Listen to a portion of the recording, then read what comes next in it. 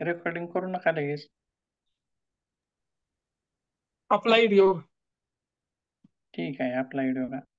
नवीन विषय बघण्याच्या अगोदर थोडीशी माहिती जुन्या विषयाची घेऊया आणि ज्याच्या तुमच्या परीक्षा झाल्या, निकाल आला का तुमचा?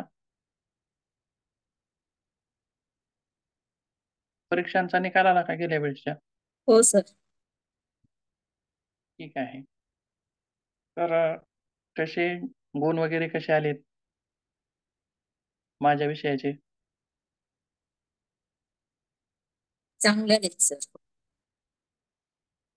चांगले आहेत का, उत्तम आहेत का, मध्यम आहेत? नाही, उत्तम आले. उत्तम गुण आलेत. ठीक आहे. काल परवाच जो आता चौथ्या सेमिस्टर चालू होता विषय त्यांचा, त्यांनी सांगितले फीडबॅक त्यांचा की विषय चांगला होता, चांगले गुण आले, हे ते बोलणं झालं. त्यासोबत मला इच्छुकता होती की तुमचे विषय कसे गेले, तुमचे पेपर आणि तुमचे गुण कसे आले, त्याच्याबद्दल इच्छुकता होती. त्याच्यामुळं हा विचारण्याचा अट्टा झाला. ठीक आहे. आता बघा, आताच म्हणल्याप्रमाणे तुमचा जो विषय आहे, बघूया आपण, अप्लाइड योगा, बरोबर आहे. किंवा मग त्यालाच काय म्हणायचं, अजून मराठीत काय म्हणायचं, तर उपायोजित योग किंवा उपयोजित. तेच उपयोजित, उपायोजित, प्रायोगिक अशी वेगवेगळी नावं आपण त्याला देतो. उपयोजित म्हणजे काय, तर योगाला कुठं कुठं लागू करता येईल, आपल्याला कुठं कुठं लागू करता येईल. म्हणजेच काय, तर विद्यार्थ्यांसाठी लागू करता येईल का, किंवा त्यांच्या अभ्यासक्रमामध्ये लागू करता येईल का, करता येईल तर मग कशा प्रकारे लागू करता येईल विद्यार्थ्यांसाठी, त्यांच्या अभ्यासक्रमामध्ये कसं लागू करता येईल. ठीक आहे, झालं हे विद्यार्थ्यांसाठी. त्याच्यानंतर खेळामध्ये लागू करता येईल का, त्यांच्यासाठी कशा प्रकारे लागू करता येईल. हा झाला खेळ. किंवा जे इंडस्ट्रियल वर्कर्स असतात, इंडस्ट्रीमध्ये काम करणारे लोक असतात, तर त्यांच्या जीवनावर होणारा परिणाम आणि त्यांच्यासाठी मग कशा प्रकारचा योगा तिथं आपल्याला वापर करता येईल किंवा लागू करता येईल. म्हणजे उपायोजित योग जो आहे तो वेगवेगळ्या ठिकाणी आपल्याला कशा पद्धतीने लागू करता येईल, हा सगळा अभ्यास आपल्याला या विषयामध्ये किंवा या पेपरमध्ये आपल्याला करायचा आहे. त्यासोबत आता योग म्हणजे फक्त 1 तासाचा सकाळचा योग वर्ग झाला म्हणजे योग नसून, तर आपल्या दैनंदिन जीवनशैलीमध्ये, रोजच्या दिनचर्येमध्ये आपण तो किती उपयोगात आणतोय, त्याचे काय काय नियम आपण पाळतोय का, हे सगळं त्याच्यामध्ये आपल्याला सविस्तरपणे पाहायचं आहे. ठीक आहे. बघूया, अगोदर एकदा अभ्यासक्रम बघूया तुमचा, त्याच्यानंतर पुढे जाऊया.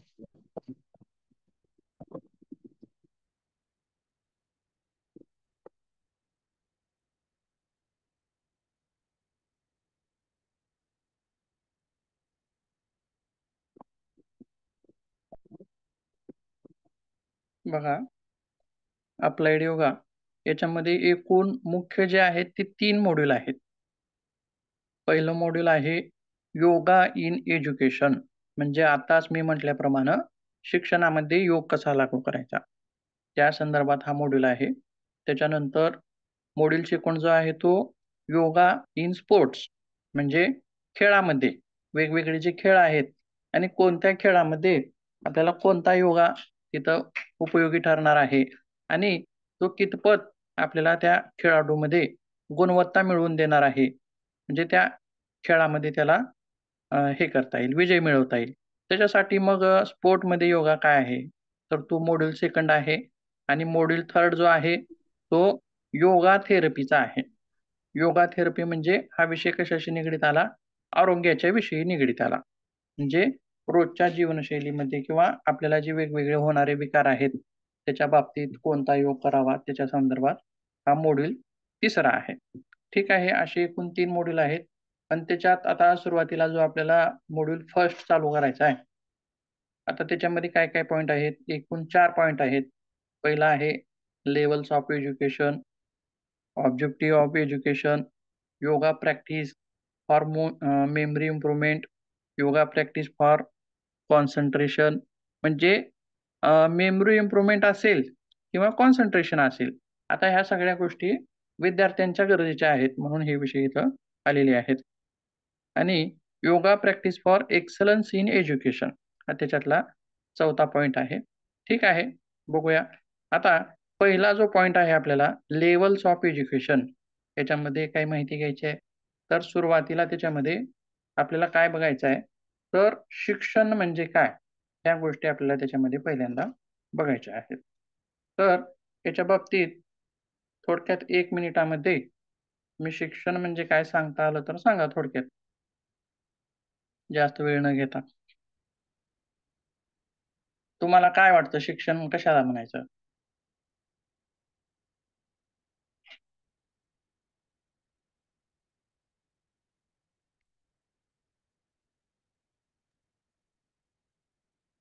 सांगता येईल कोणाला काही?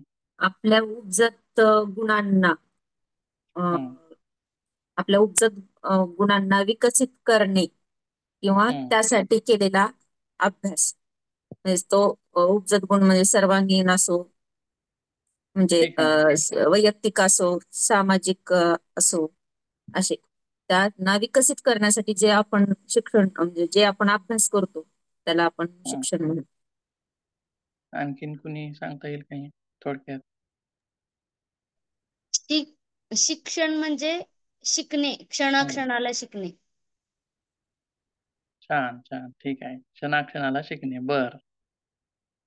सगळ्यात सोपी आणि साधारण व्याख्या म्हणजे क्षणाक्षणाला शिकणे.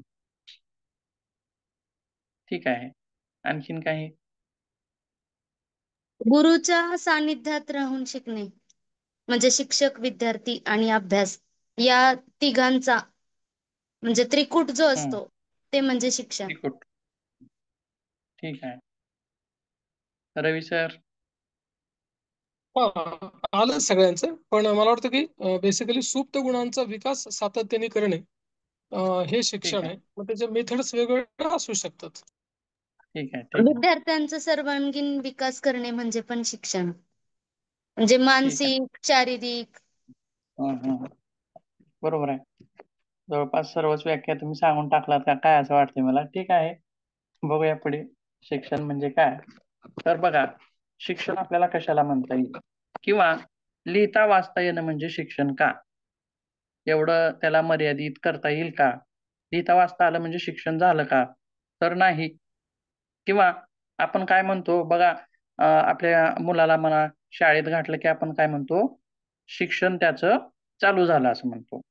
आणि ज्यावेळी तो एखादी पदवी संपादन करतो किंवा तर समजा शाळा संपली त्याची, की आपण काय म्हणतो? शिक्षण संपलं, असं सुद्धा म्हणतो. म्हणजे इतकं मर्यादित ते शिक्षण आहे का? शाळा चालू झाली म्हणजे चालू झालं आणि संपली म्हणजे संपलं, असं पण त्याचा अर्थ काढता येईल का? तर त्याचा पण तसा अर्थ काढता येणार नाही. त्यासोबत शिक्षणाच्या बाबतीत आणखीन एक विशिष्ट गोष्ट म्हणजे काय? तर वेगवेगळ्या पदव्या. वेगवेगळ्या पदव्या घेणं म्हणजे शिक्षण काय? जर समजा आता तुम्ही एम-ए उत्तीर्ण झाला, एम-ए योगशास्त्र उत्तीर्ण झाला, तर तुमचं शिक्षण संपलं का? असं पण तिथं म्हणता येईल. तर ते नाही. किंवा ग्रॅज्युएशन झालं, पोस्ट ग्रॅज्युएशन झालं, हे असं ह्या वेगवेगळ्या पदव्या घेतल्या वेगवेगळ्या शैक्षणिक क्षेत्रातल्या, तर ते शिक्षण झालं का? त्याला म्हणता येईल का झालं का? झालं असं म्हणून? तर म्हणता येणार नाही. बरोबर आहे.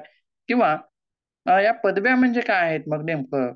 तर आपण जे वेगवेगळे विषय घेतलेले आहेत, जसे की तुम्ही योगशास्त्र हा विषय घेतलाय. तर पदवी म्हणजे काय? तर त्या शाखेतील एक विशिष्ट असा अभ्यासक्रम आणि त्या शाखेतील हे अतिरिक्त किंवा अ, अधिकचं जे ज्ञान आहे, ते ज्ञान आपण तिथं प्राप्त करत असतो. जसं की जीवशास्त्र असेल, तर त्या-त्या क्षेत्रासंबंधित आपण त्याच्यामध्ये अभ्यास करतो. भूगोल असेल, तर त्या क्षेत्रासंबंधित. पण आता समजा एकानं भूगोलामध्ये पी-एच-डी केलेली आहे, एकानं इतिहासामध्ये पी-एच-डी केलेली आहे, एकानं योगामध्ये केलेली आहे. म्हणजे हे शिक्षण बघा, सगळ्यांचं वेगवेगळं आहे. पण एकच व्यक्ती ह्या पूर्ण डिग्र्या प्राप्त करतोय का? सगळ्या डिग्र्या एकच व्यक्ती प्राप्त करतोय का? तर नाही. म्हणजे ही पदवी काय आहे? तर पदवी म्हणजे त्या क्षेत्रातील जे आपण उच्च ज्ञान प्राप्त केलोय, त्याच्याबद्दल दिला जाणारा एक तो काय आहे? पुरस्कार आहे. ठीक आहे. मग आणखीन काय सांगता येईल? तर परीक्षा पास करणं म्हणजे परीक्षा पास होणं म्हणजे शिक्षण आहे का? का शिक्षित झालं असं आहे का? तर परीक्षेविषयी काय सांगता येईल आपल्याला? तर परीक्षा म्हणजे ज्ञानाची कसोटी नाही. परीक्षा म्हणजे ज्ञानाची कसोटी नाही.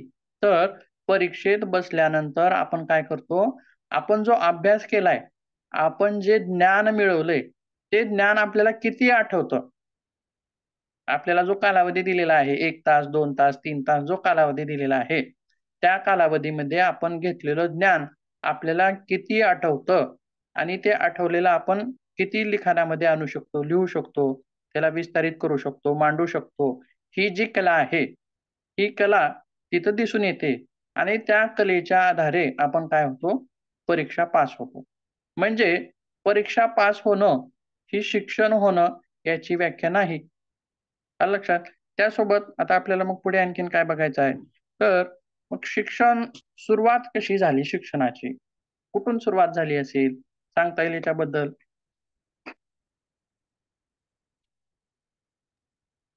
खरं तर शिक्षण घरातच सुरू होतं पहिल्यांदा.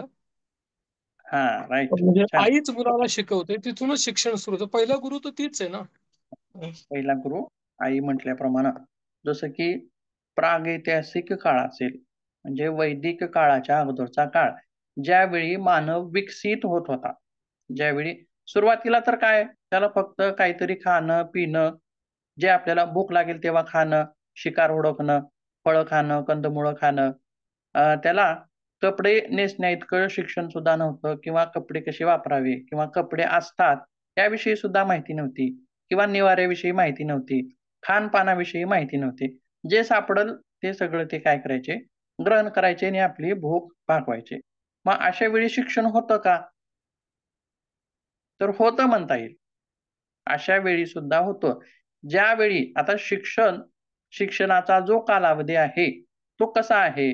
तर जन्मल्यापासून मृत्यूपर्यंत जन्मल्यापासून मृत्यूपर्यंत आपण जे काही शिकतो, जे काही आपण अवगत करत जातो, त्याला काय म्हणायचं आहे?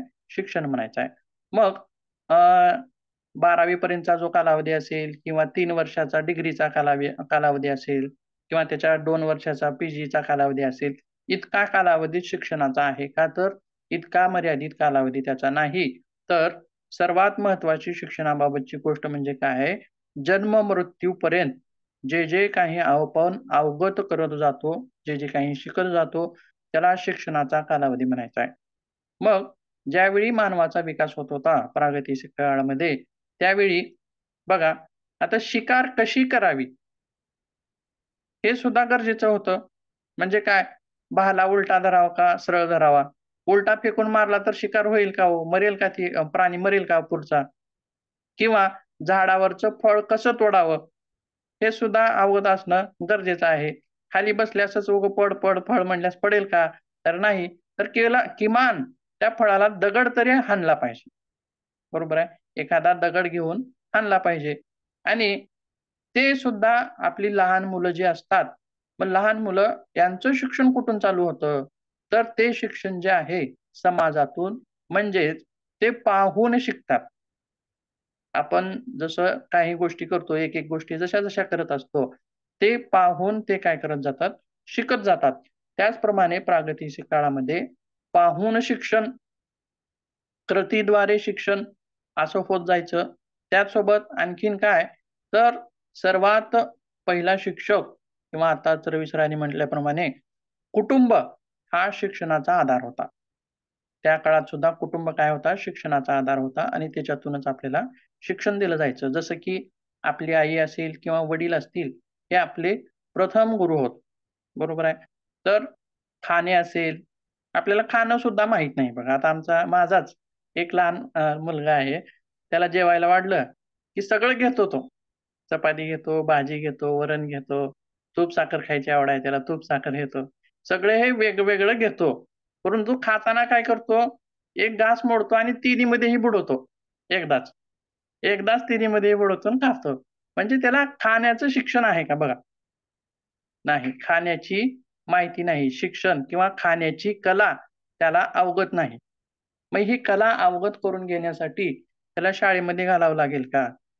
तर शाळेमध्ये दिलेलं शिक्षण शाळेमध्ये दिलेल्या सरांनी दिलेलं शिक्षणच शिक्षण आहे का? तर नाही. ह्या सर्व ज्या गोष्टी आहेत, आता बघा, त्याला खाताना काय सांगितलं, की बाबा तिन्ही मध्ये एकदाच बुडवायचं नाही. फक्त एकदा एकदा तर भाजी तर खायची, नाहीतर एकदा तर वरण खायचं. असं त्याला आपण शिकवलं. म्हणजे काय झालं, अनौपचारिक आपणच शिक्षण. त्याचे आपण काय झालो, प्रथम शिक्षक झालो. त्याचे आपण काय झालो, प्रथम गुरु झालो. त्याचप्रमाणे त्या काळामध्ये कुटुंब हा एक पर्याय त्यांच्यासमोर होता किंवा पाहून शिक्षण घेणे हा सुद्धा एक पर्याय होता. म्हणजे ही शिक्षणाची सुरुवात होती. त्याच्यानंतर मग काय झालं, तर फक्त लहान मुलांना शिकवत बसणंच हा एकच काम आई-वडिलांकडे आहे का? शिक्षण तर त्याला देणं गरजेचं आहे. पण त्यांना शिकवतच बसणं हे एकच काम त्यांच्याकडे आहे का? तर नाही. ठीक आहे. मग काय झालं त्याच्यानंतर, की बघा, आपली उपजीविका भागवण्यासाठी वडील काय करायला लागले, बाहेर पडायला लागले. जसे की आपण खूप जुन्या काळाविषयी बोलत आहोत. त्याच्यामुळं शिकारीला जाणं म्हणा, शिकार हुडकून आणणं म्हणा, ह्या गोष्टी सगळ्या वडिलांना कराव्या लागायच्या किंवा जे काही आपल्याला पोटासाठी लागणार आहे, ते सर्व हुडकून आणण्याचे जे कामं होते, ते वडील करायचे. मग वडिलांना तितकासा तिथं वेळ मिळायचा नाही. मग आई असेल, तर आईला सुद्धा घरकामं असायची. ती तिच्या कामामध्ये व्यस्त असायची. मग पुढे अशी एक संकल्पना उदयास आली. प्रागैतिहासिक काळाच्या नंतर पुढे एक अशी कल्पना उदयास आली, की यांच्या शिक्षणासाठी, मुलांच्या शिक्षणासाठी एखादा कोणीतरी व्यक्ती निवडावा किंवा एखादा व्यक्ती असावा. आणि आता बघा, एकच कुटुंब, आता अतिशय प्राचीन काळ असेल किंवा आताचा अगदी आधुनिक काळ असेल, या काळामध्ये सुद्धा एकाच घराचं गाव असतो का हो? एकाच कुटुंबाचं गाव असतं का? तर नाही. तर अनेक कुटुंब, कमीत कमी 5-6 कुटुंब तरी, 5-6 घरं तरी त्या वस्तीमध्ये असली पाहिजेत. बरोबर आहे. मग त्याचप्रमाणे जुन्या काळात सुद्धा, प्राचीन काळामध्ये सुद्धा ही जी लोकं असायची, ही टोळ्या-टोळ्यांनी राहायची. टोळ्या असायच्या त्यांच्या किंवा पुढे विकसित होत गेल्यानंतर घरं वगैरे म्हणा. पण याच्यामध्ये सुद्धा काय झालं, की त्यांच्यामध्ये जी लहान-लहान मुलं होती, मग त्यांच्या शिक्षणासाठी किंवा त्यांना सांभाळून घेऊन शिकवणं याच्यासाठी एक ठिकाण लागायला लागलं. एक ठिकाणाची आवश्यकता भासायला लागली आणि एक ठिकाण, त्यासोबत त्यांना शिकवण्यासाठी एखादा व्यक्ती, त्यांना शिक्षण देण्यासाठी एखादा व्यक्ती लागावा लागला. मग याच्यातूनच ही शैक्षणिक पद्धतींचा विकास झाला. म्हणजे त्यालाच आपण थोडक्यात काय म्हणूयात, शाळा म्हणूयात. बरोबर आहे. शाळा म्हणजे काय आहे? तर ही जी अनेक कुटुंब आहेत, त्या अनेक कुटुंबातील जी लहान-लहान मुलं आहेत, ही सर्व लहान मुलं शाळेमध्ये एकत्रित येतात. म्हणजे हे काय झालं? ठिकाण झालं. बरोबर आहे.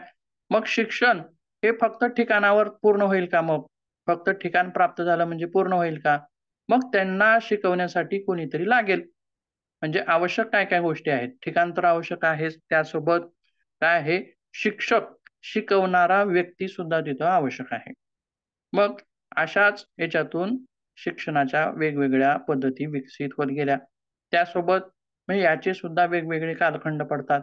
तर आता शिक्षणाचा आपल्याला सविस्तर असा इतिहास बघायचा नाही. तर थोडक्यामध्ये आपण तो इतिहास बघूयात. त्याच्यानंतर शिक्षण म्हणजे काय, या गोष्टी आपल्याला पुढे बघायच्या आहेत. कारण हे शिक्षण समजून घेऊन असे प्रश्न तुम्हाला परीक्षेमध्ये येतात. त्याच्यासाठी हा विषय आपल्याला इथं थोडासा बघायचा आहे. ठीक आहे.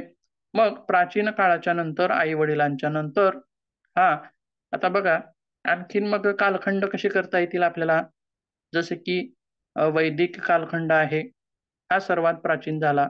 त्यासोबत मग वेदोत्तर म्हणजे वेदाच्या नंतरचा कालखंड, महाभारत, रामायणाचा कालखंड, त्याच्यानंतर बुद्धांचा कालखंड, त्याच्यानंतर सूत्र म्हणजे सूत्रिक जो कालखंड होता, म्हणजे कोणकोणते, जसे की आपण पतंजलीला काय म्हणतो किंवा पतंजली जो ग्रंथ आहे त्याला काय म्हणतो, योगसूत्र म्हणतो. लक्षात. वैदिक काळ म्हणजे वेदामुळे, वेदाची रचना त्यावेळी झाली त्याच्यामुळे आपण त्याला वैदिक काळ म्हणतो. आलं लक्षात. त्याचप्रमाणे सूत्रांच्या ज्या रचना झाल्या किंवा सूत्राविषयी जो संबंधित कालावधी होता किंवा कालखंड होता किंवा सूत्र कालखंड पाणिनी असतील, पाणिनीपासून सुरुवात होते आणि पतंजलीच्या जवळती तो कालखंड संपतो. ठीक आहे. मग वैदिक काळामध्ये कसं कसं शिक्षण होतं? काय पद्धती होती? तर गुरुमुखेनं शिक्षण. गुरुच्या गुरुग्रही जाऊन गुरुकुल शिकायचे. पद्धत. गुरु गुरुग्रही जाऊन शिकायचे. हो हो बरोबर गुरुच्या आहे. सानिध्यात जाऊन राहायचे. बरोबर आहे, बरोबर आहे. ठीक आहे. बघूया आपण तेच पाहणार आहोत. बघा वैदिक काळामध्ये जे शिक्षण होतं त्याच्या संदर्भात किंवा आपण त्यावेळी लिहिणं, वाचणं अशा काही क्रिया होत्या का?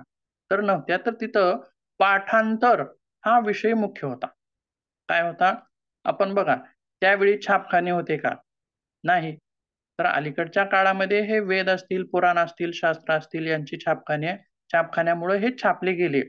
परंतु अलीकडचा काळ म्हणजे कोणता? छपाईचा काळ म्हणजे कोणता? तर अगदी अलीकडील म्हणजे इंग्रजांच्या काळामध्ये. मग त्याच्यापूर्वीही छपाई होती का? तर नव्हती. हस्तलिखित होते. हस्तलिखित हाताने लिहिलेले काही ग्रंथ होते. मग त्याच्याही पूर्वी हस्तलिखित म्हणजे भाषा होती, पण भाषा लिहिण्याचं, भाषेला एखाद्या कागदावर किंवा एखाद्या ह्याच्यावर अ, रूपांतरित करण्याचं, लिहिण्याचं तत्वज्ञान त्यावेळी काही कालावधी होती नव्हतं. तर त्याच्याही पूर्वी मग अशा वेळी एकच उपाय तिथं होता म्हणजे पाठांतराचा उपाय होता. आपण वैदिक ज्या ऋचा होत्या, बघा त्याच्याविषयी बरेच ठिकाणी आपण ऐकलेलं असतं, की ह्या ज्या ऋचा आहेत, हे एकाच्या तोंडाकडून म्हणजे त्या ज्या मौखिक. एकापासून पुढे यायच्या, त्या कशामुळे यायच्या? पाठांतरामुळे. आणि त्या मुखोद्गत असायच्या. मुखोद्गत म्हणजे त्याबरोबर अवगत पाठांतर केलेल्या असायच्या. अशा प्रकारे त्यावेळेसचं वैदिक शिक्षण असं होतं आणि विशेष करून याचा जो केंद्रबिंदू होता तो यज्ञ असा म्हणजे त्याच्याविषयी उपासनेचा तो एक विशिष्ट केंद्रबिंदू व्हायचा आणि वेदोत्तर काळामध्ये वेद आणि वेदोत्तर आता हा जो कालावधी आहे बघा आपण जो आपण थोडक्यात एक मिनिटामध्ये सगळं पाहत जातोय पुढे प्रागैतिक ऐतिहासिक काळ असेल, कुटुंबाचा काळ असेल, प्राचीन असेल, वैदिक असेल, वेदोत्तर असेल, हे खूप अनेक वर्षाचे कालखंड आहे. 1-2 वर्षाची, 4 वर्षाची, 5 वर्षाची असे छोटे-छोटे कालखंड नसून तर अनेक वर्षांचे असे ते कालखंड आहेत आणि त्याच्यामध्ये ही वेगवेगळी क्रांती शिक्षणामधली थोडा विकास त्याच्यामध्ये होत गेलेला आपण त्याच्यामध्ये पाहत आहोत. त्यासोबत वेदोत्तर काळामध्ये काय तर संस्कृत भाषा त्यासोबत विचार, तत्वज्ञान या विषयी गोष्टी मांडण्यात आल्या. त्यासोबत आणि हे जे शिक्षण असेल ते कुठं घेतलं जायचं? मग गुरुग्रही आत्ताच त्यांनी म्हटल्याप्रमाणे आता विषय आला बघा तो. गुरुग्रही किंवा गुरुकुल त्यालाच काय म्हणायचं आहे गुरुकुल. म्हणजे त्या गुरुकुलामध्येच हे गुरु असायचे आणि तिथं जाऊन आणि त्यावेळी उपनयन नावाचा एक विधी असायचा. त्याच्यानंतर ह्या शिक्षणासाठी हे जे आहेत आणि त्यावेळी सुद्धा स्त्रियांना शिक्षण होतं बघा. आता काही जण म्हणतात की स्त्रियांना शिक्षण आता अलीकडे भेटतंय असं म्हणत आहेत. पण वैदिक काळामध्ये सुद्धा स्त्रियांना शिक्षण दिलं जायचं. पण तो विषय थोडासा वेगळा आहे. ठीक आहे.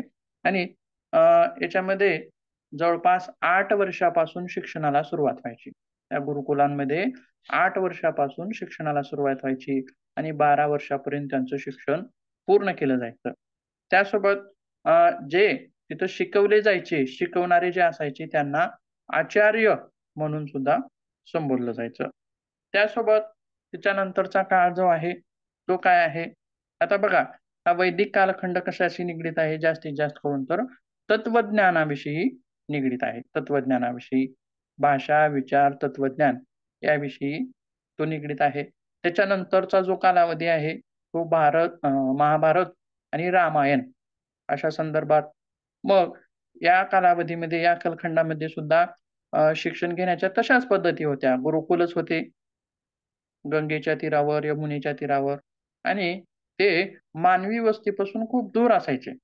त्या ठिकाणी आपल्या मुलांना नेऊन तिथं शिक्षणासाठी सोडलं जायचं. मग हा जो कालखंड होता, या कालखंडामध्ये कशा प्रकारचं शिक्षण व्हायचं? कशा प्रकारचे शिक्षण तिथं अवगत केलं जायचं? तर त्याच्यामध्ये बलोपासना म्हणजे आपण बरेच वेळेस पाहिलेलं आहे बघा. बलोपासना म्हणजे शारीरिक बल कसं मिळवलं जाईल आणि जेणेकरून त्याची त्यावेळी गरजही होती. त्यासोबत धनुर्विद्या असेल, महाभारत रामायणाचा जो काळ आहे त्यावेळी धनुर्विद्या शिकवली जायची. त्यासोबत अस्त्र, शस्त्र यांच्यामध्ये पारंगत केलं जायचं. यांच्या विद्या त्यावेळी शिकवल्या जायच्या.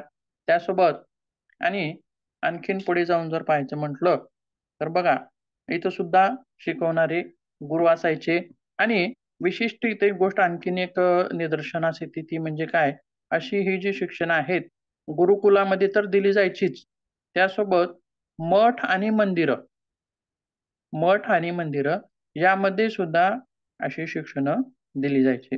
त्यासोबत या कालखंडामध्ये जो विद्यार्थी शिकण्यासाठी तिथं आलेला असायचा, त्या विद्यार्थ्याला ब्रह्मचर्य पाळणं तिथं बंधनकारक असायचं.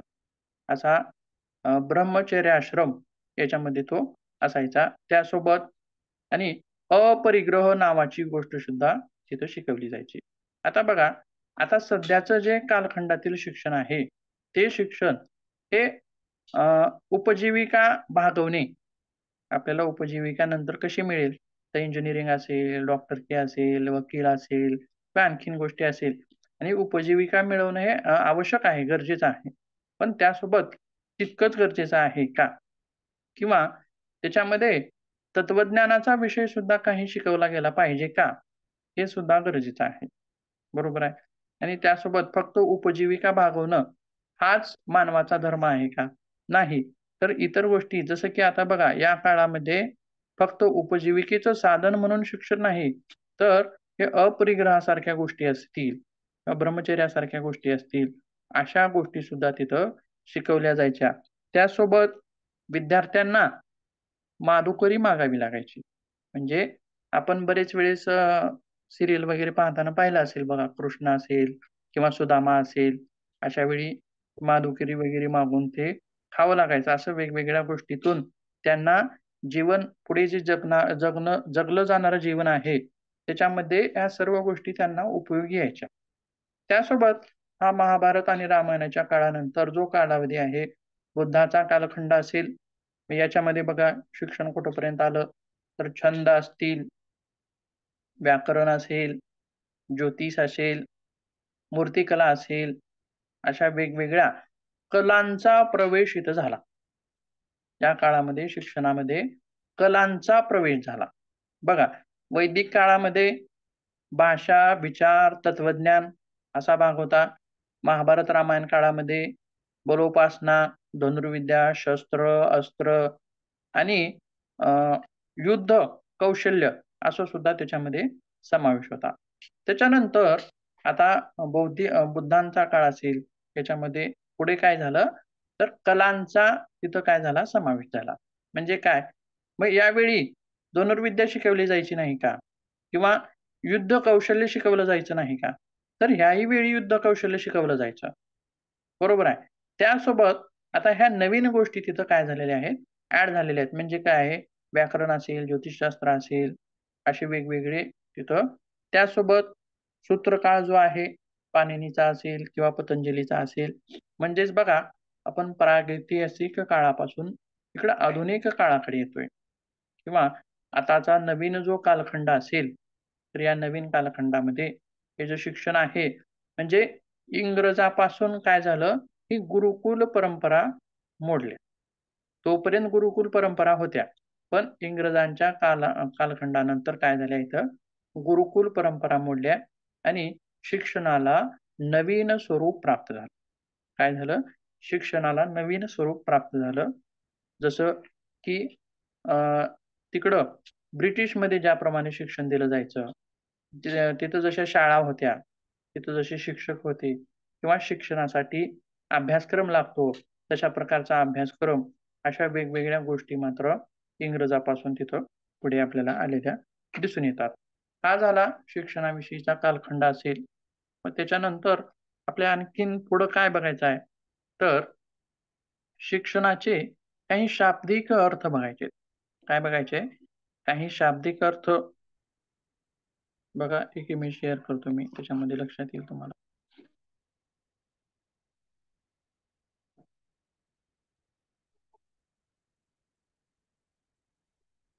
एक मिनिट.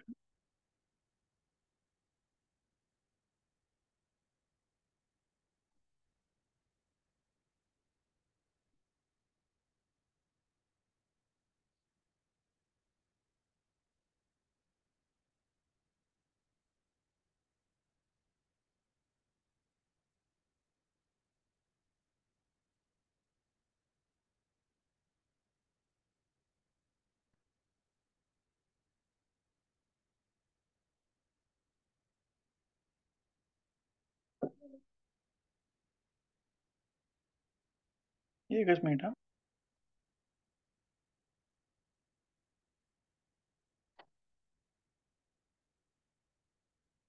इमेज दिसते का तुम्हाला? नाही सर. लोगोच दिसतोय सर तो. लोगो योगाचा दिसतो लोगो. फक्त. लोगो दिसतोय फक्त. एक मिनिट हा. तुमचा व्हिडिओ पण सुरू नव्हता सर आतापर्यंत, म्हणजे तुम्ही पण दिसत नव्हते. ठीक आहे.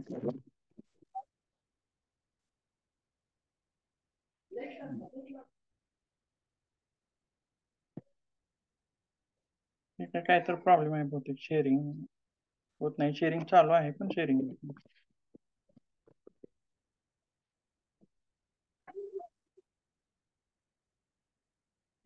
ठीक आहे, पुढे बघूया. शिक्षणाचे काही शाब्दिक अर्थ.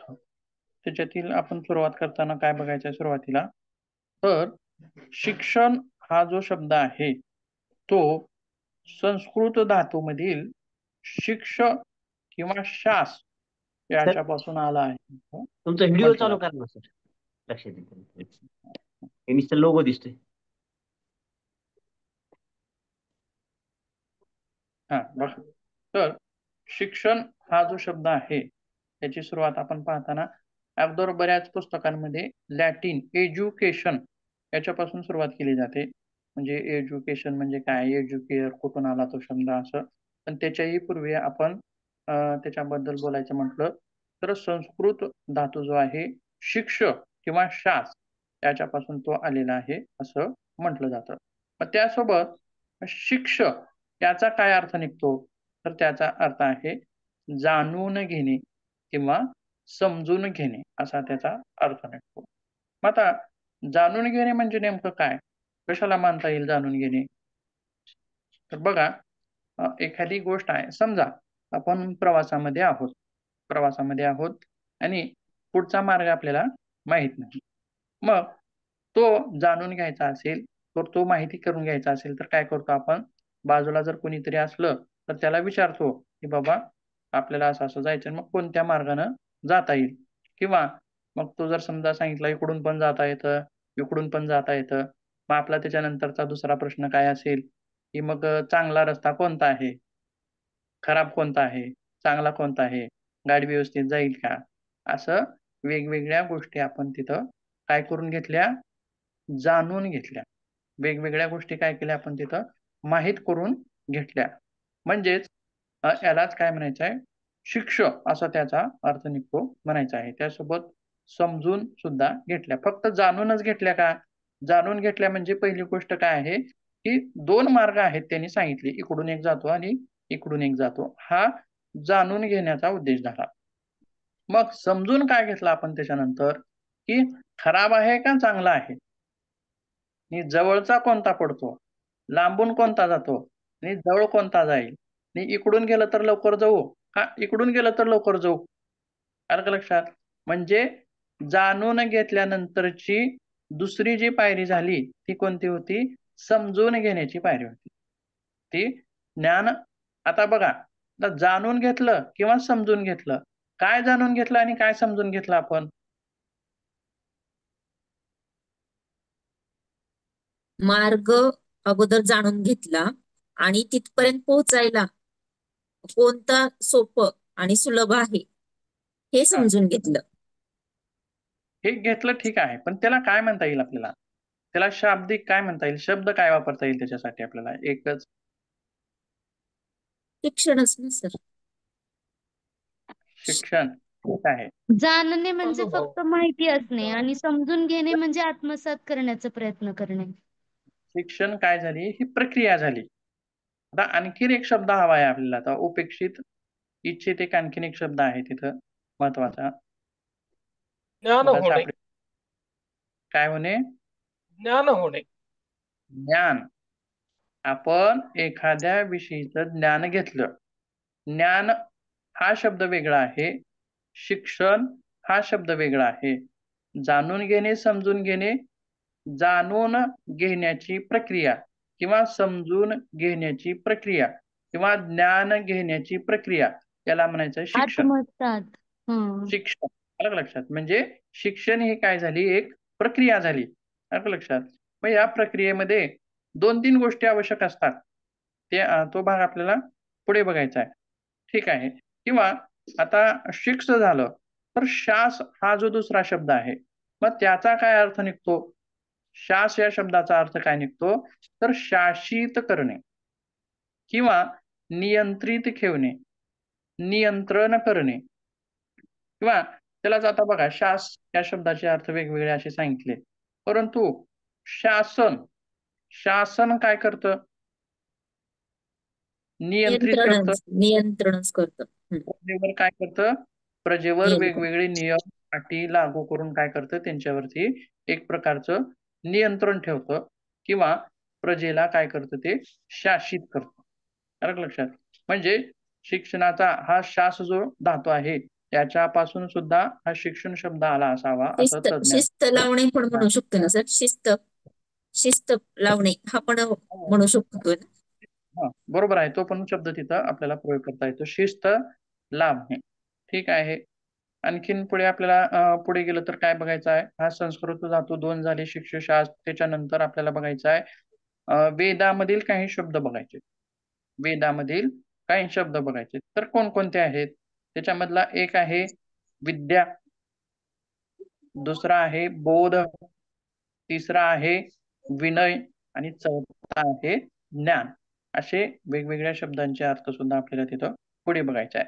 आता विद्याचा किंवा विद्याला सुद्धा फोड केल्यानंतर किंवा वेदाची सुद्धा फोड केल्यानंतर, वेद म्हणजे काय? माहित आहे का? जाणून घेणे. त्याचा अर्थ सुद्धा तसाच आहे, जाणून घेण्याचा अर्थ आहे. मग जाणून घेतल्या जाणाऱ्या गोष्टी ह्या वेगवेगळ्या असतील. कोण तत्वज्ञान जाणून घ्यायला शिकवलं असेल, तत्वज्ञान जाणून घेतलं जायचं असेल, बरोबर आहे. आत्मप्राप्ती किंवा ईश्वर परमेश्वर यांचा भेद किंवा ते एक आहेत का दोन आहेत, हे जाणून घेणं म्हणजे त्या त्या काळामध्ये शिक्षणाचा उद्देश हा वेगवेगळा होता. आलं का लक्षात? ठीक आहे. पण याचा सुद्धा काय आहे? जाणून घेणे. त्यासोबत विद्या ही मानवाला काय करते? तर याचा आणखीन एक उद्देश आहे की पशुतेला सोडून मानवता मिळवून देणारी गोष्ट म्हणजे विद्या, असं सुद्धा म्हटलेलं आहे. म्हणजे काय?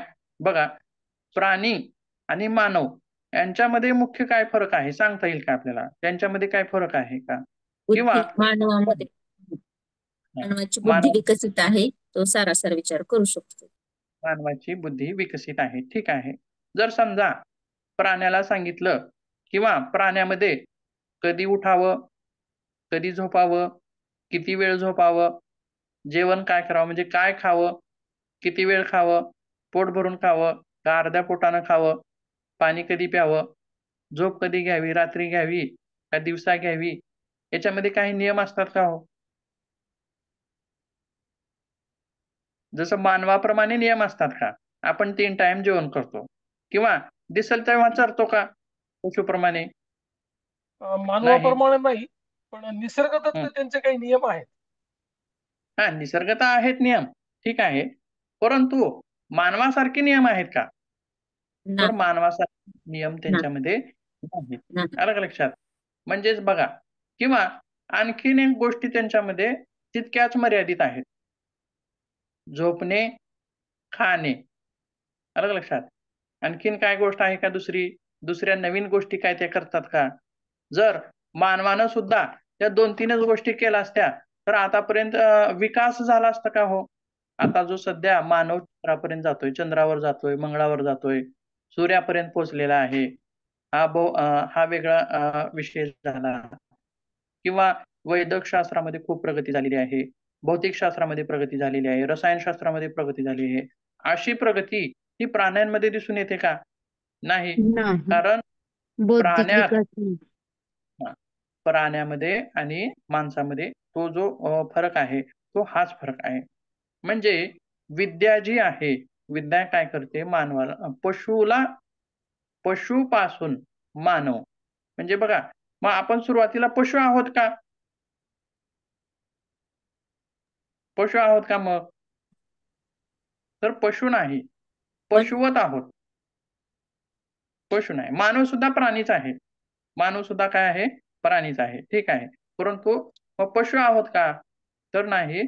तर लक्षणं त्यासारखी आहेत. आता समजा एखादा उच्च शिक्षित व्यक्ती आहे. पी-एच-डी झालेली आहे आणि एक व्यक्ती असा आहे, की त्याला फक्त रोज शेतामध्ये जाणं, गुरं चारणं, म्हशी चारणं आणि घरला येणं. परत सकाळी उठणं, गुरं चारणं, म्हशी चारणं, घरला येणं. अशा काही क्रिया करतो. मग या दोन्हीमध्ये काय फरक असेल? शिक्षित आणि अशिक्षित एवढाच फरक राहतो. पण तो शिक्षित बघा माणूस आणि अशिक्षित दोन्हीमध्ये काय फरक असेल? तर साक्षर विचार असाक्षर एवढं होऊ शकतं. शिक्षित हां, अशिक्षित पेक्षाही साक्षर निरक्षर इतकंच होऊ शकतं. साक्षर निरक्षर किंवा विचारांची विचार हां. विचार असेल, विचार करणं असेल किंवा समाजामध्ये वावरणं असेल, आलं लक्षात?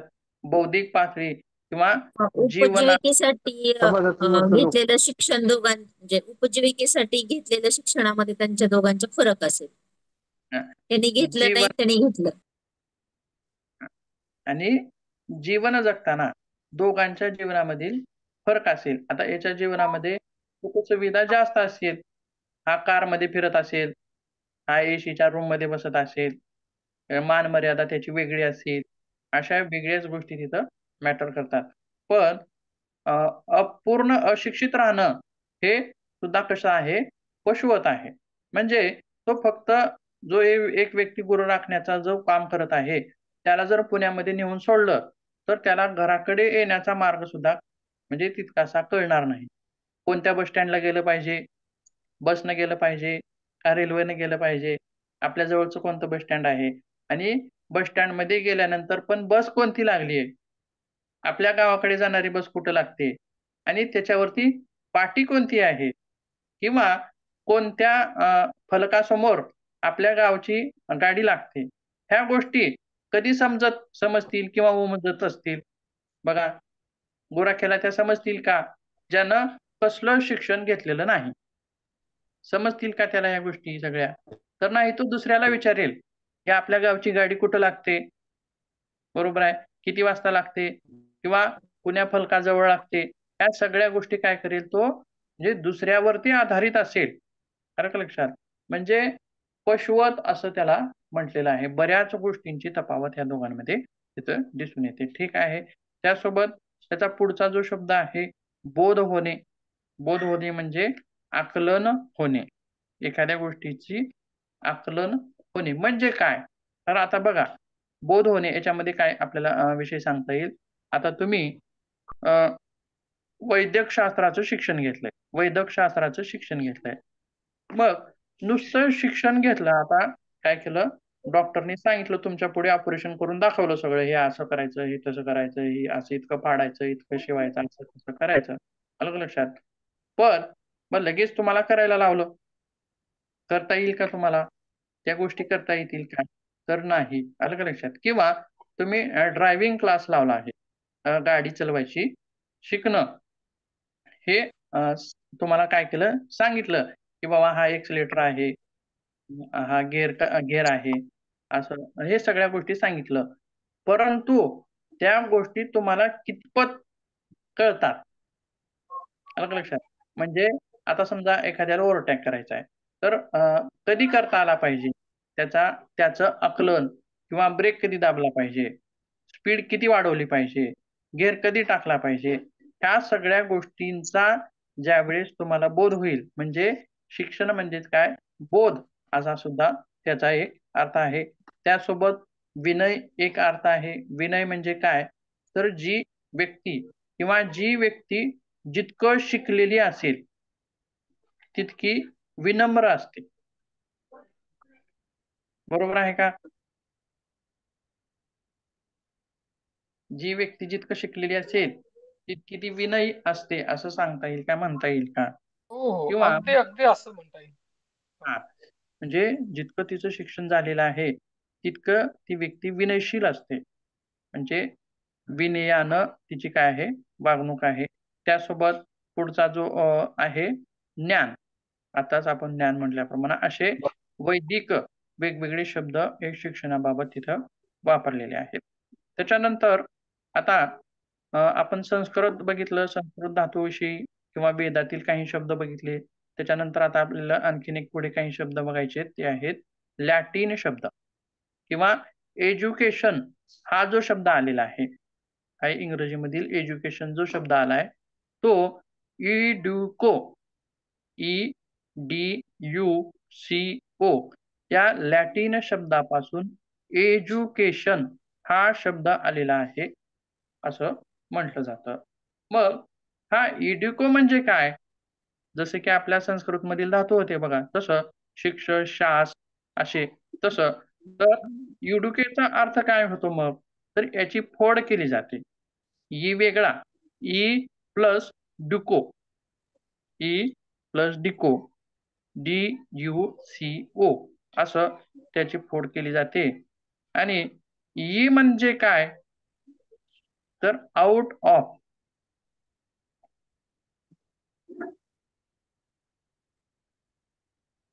किंवा च्या मधून. ई म्हणजे च्या मधून आणि ड्युको म्हणजे बाहेर काढणे, च्या मधून बाहेर काढणे असा त्याचा एक अर्थ तिथं निघतो. मग काय बाहेर काढणे, सद्गुणांना बाहेर काढणे किंवा तुम्ही ज्या म्हणलात ज्या सुप्त अज्ञानातून. गुण, कला. आता बघा, जसं की एखादा दगड आहे, बरोबर आहे, किंवा एक मूर्ती आहे. मूर्ती ही कशातून बाहेर काढलेली आहे, दगडातून. आपण काढलेली आहे. पण सुरुवातीला काय होती, सुरुवातीला दगड. काय दगड. होता, दगड होता. होता. बघा, च्या मधून बाहेर काढणे, जसं दगड. दगडामधून मूर्ती बाहेर काढली म्हणजे काय, तर त्या दगडामधल्या अनावश्यक गोष्टी काढून टाकल्या आणि जितक्या आवश्यक होत्या, जितक्या महत्वाच्या होत्या त्या ठेवल्या. त्या ठेवल्यानंतर तिचं रूप कसं दिसायला लागलेलं आहे, मूर्तीसारखं दिसायला लागलेलं. बरोबर आहे. मग त्याचप्रमाणे माणसामधील अनावश्यक गोष्टी काढून टाकणे आणि जितक्या गोष्टी आवश्यक आहेत तितक्या गोष्टी ठेवणे. आलं का लक्षात? आता चोरी करणे जर एखाद्याचा गुण असेल तर तो आवश्यक आहे का, नाही. चोरी करणे किंवा हत्या करणे, हिंसा करणे, आलं का लक्षात? हे काय गुण आहेत, हे गुण कसले आहेत, ते आवश्यक गुण आहेत का, तर आवश्यक गुण ते नाहीत. म्हणजे हे गुण असतात का, प्रत्येक माणसामध्ये असतात का, तर काही जणांमध्ये असतील किंवा काही जणांमध्ये नसतील. तर एखाद्यामध्ये चोरी करण्याचा गुण असेल, तर एखाद्यामध्ये हिंसक गुण असेल, एखाद्यामध्ये दुसराच कुठला तरी गुण असेल. म्हणजे असे अनावश्यक गुण सुद्धा त्या प्रत्येक माणसामध्ये असतात. आणि इडको या शब्दाचा अर्थ किंवा याची व्याख्या जी कशी केलेली आहे, तर जो अनावश्यक भाग आहे तो काढून टाकणे आणि आवश्यक भाग ठेवणे, आणि जो आवश्यक भाग उरतो त्याला काय म्हणलेलं आहे, शिक्षण असं सुद्धा तिथं म्हटलेलं आहे. त्यासोबत एज्युकेशन जो पुढे आणखीन एक शब्द आपल्याला बघायचा आहे, एज्युकांटम, EDUCATUM हा एक शब्द आपल्याला पुढे बघायचा आहे आणि त्याचा काय अर्थ आहे, and art of teaching, and art of teaching किंवा त्यालाच शिकवण्याची कला असं सुद्धा म्हटलंय. आर्ट ऑफ टीचिंग म्हणजे शिकवण्याची कला. आणि मग काय काय शिकवण्याची कला, तर जीवनावश्यक गोष्टी शिकवण्याची कला. म्हणजे इज्युकॉन्टम या शब्दाचा अर्थ असं तिथं सांगितलेला आहे, जीवनावश्यक गोष्टी शिकवण्याची कला.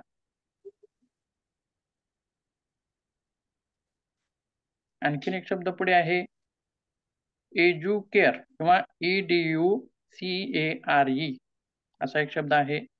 त्याचा परत काय अर्थ निघतो, तर संवर्धन करणे किंवा पालन पोषण करणे.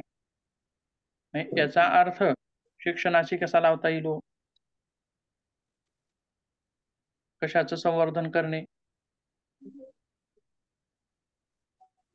चांगल्या संवर्धन. सवयींचं, ज्ञानाचं संवर्धन, ज्ञानाचं संवर्धन करणे, ज्ञानामध्ये वाढ कशी होईल. आलं का लक्षात. आता बघा, जसं तुम्हाला योगाविषयी पूर्वी माहिती होती, नव्हती असं नाही, पण त्याच्यानंतर तुम्ही त्याच्यामध्ये आणखीन काही आपल्याला माहिती मिळेल, त्याच्यासाठी तुम्ही काय केलात, आता तुमचं वय जे आहे किंवा माझं वय जे आहे, आता आपण जे शिकतोय ते फक्त उपजीविका मिळवण्यासाठी म्हणून शिकतोय का? हा, उपजीविका मिळवणं योग्यच आहे, त्याच्यासाठी शिकणं पण बरोबरच आहे. आता आणि आपल्याला या शिक्षणातून पण उपजीविका मिळते, मिळेल पण, ठीक आहे. परंतु आपण जे या वयामध्ये शिक्षण घेतोय, तर त्याचा उद्देश फक्त उपजीविकाच नाही, तर आपल्याकडे जितकं ज्ञान होतं त्याच्यापेक्षा आणखीन जास्त ज्ञान काय घेता येईल, म्हणजे संवर्धन करणे, ज्ञानामध्ये वाढ करणे, म्हणजे एज्युकेअर अशा या शब्दाचा अर्थ त्या ठिकाणी सांगितलेला आहे. त्यासोबत फक्त वाढ करणे इतकंच तिथं महत्वाचं आहे का, इतकंच तिथंच थांबायचं आहे का, तर नाही. त्याच्या पुढे आणखीन एक शब्द दिलेला आहे, जतन करणे, संवर्धन करणे आणि जतन करणे हा शब्दशः अर्थ सुद्धा तिथं निघतो. तर त्यासोबत आता पुढे काही शिक्षणाच्या आपल्याला व्याख्या बघायच्या आहेत. आता हे झाले शाब्दिक अर्थ, त्याच्यानंतर व्याख्या काही बघायच्या आहेत.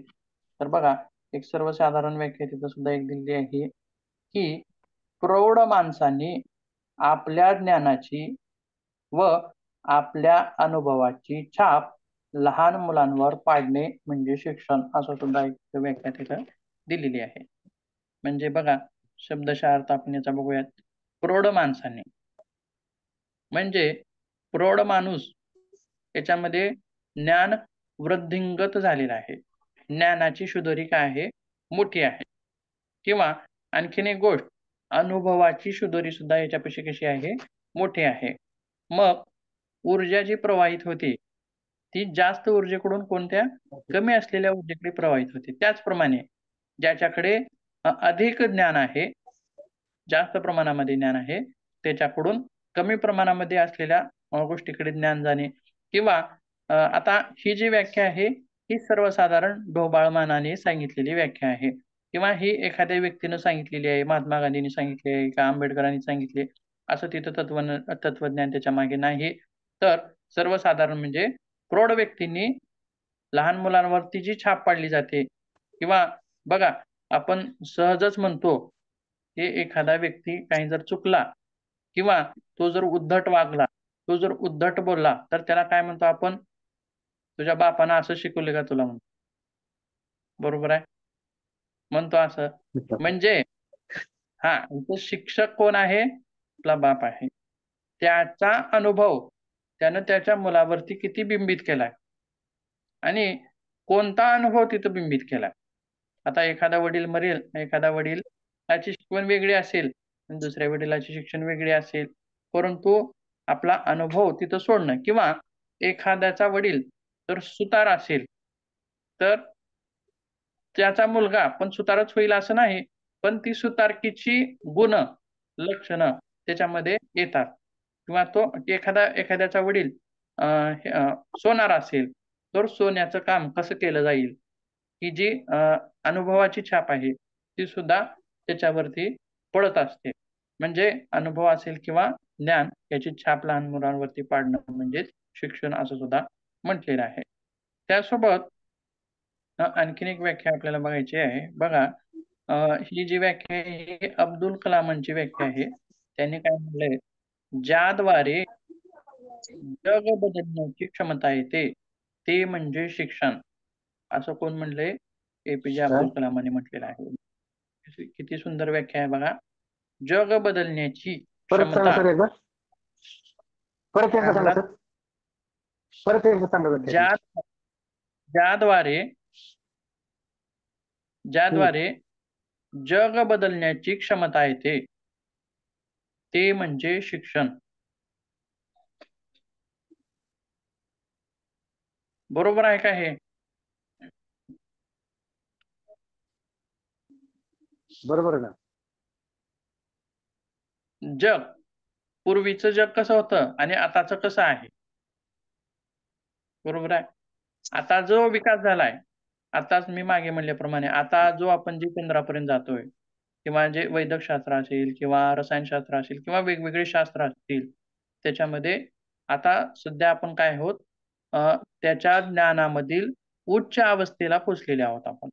म्हणजे अतिशय प्रगत अवस्थेमध्ये. आता बघा, वैद्यकशास्त्राची सुरुवात म्हणजे की आपण काय सांगतो, भारतामध्ये झाली किंवा चरक, सुश्रुत हे त्याच्याशी निगडीत होते किंवा आयुर्वेद असेल. मग त्यावेळेसचं ज्ञान आणि आता सध्याचं कसं आहे, प्रगत ज्ञान. आता MRI असेल किंवा एक्स-रे असेल किंवा ऑपरेशनच्या वेगवेगळ्या पद्धती असतील, हे असेल किंवा हे जे बदल झाले, हे कशामुळं शक्य झाले बदल? तर शिक्षणामुळे बदल झाले. किंवा जगामध्ये सर शिक्षण. पूर्वीचा कालावधी, जग बदलणे म्हणजे काय? तर आता पृथ्वी अशी जी सरळ फिरते ती उलटी फिरणे म्हणजे जग बदलणे असं नाही. तर जगातील ज्या गोष्टी आहेत त्या गोष्टी प्रगत होणे. आता पूर्वीच्या ह्याच्यामध्ये काय भेदभाव असेल किंवा काही कर्मठ पद्धती होत्या, बरोबर आहे, त्या पद्धती असतील किंवा बऱ्याच चुकीच्या गोष्टी सुद्धा होत्या. त्या गोष्टी सुद्धा पुसून काढणे, त्या काढून टाकणे, ह्या गोष्टी सुद्धा झाल्या आणि सध्याच्या अवस्थेमध्ये आता भेदभाव सुद्धा तितकासा उरलेला नाही. बरोबर आहे. म्हणजे ही सुद्धा जग बदलण्याची जी प्रक्रिया आहे, ही सुद्धा कशामुळे अवगत झालेली आहे? शिक्षणामुळे अवगत झालेली आहे, असं इथं कलामांचं मत आहे. त्यासोबत आणखीन 2-3 व्याख्या आहेत. त्या बाकीच्या ज्या व्याख्या आहेत आपण उद्याच्या तासामध्ये बघूया. शिक्षणाच्या व्याख्या, शिक्षणाचे लेवल आणि त्याच्यानंतर मग सर शेवटची व्याख्या सांगितली ती कुणाची सांगितली सर? कुणाच्या मतानुसार? अब्दुल कलाम. अब्दुल अब्दुल कलाम. कलामच्या का? अब्दुल कलाम. ठीक आहे. बाकीचा भाग जो आहे तो उद्या बघूया.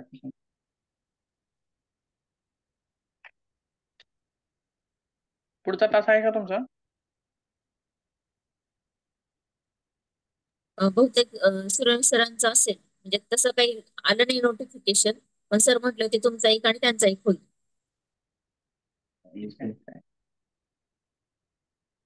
थांबा.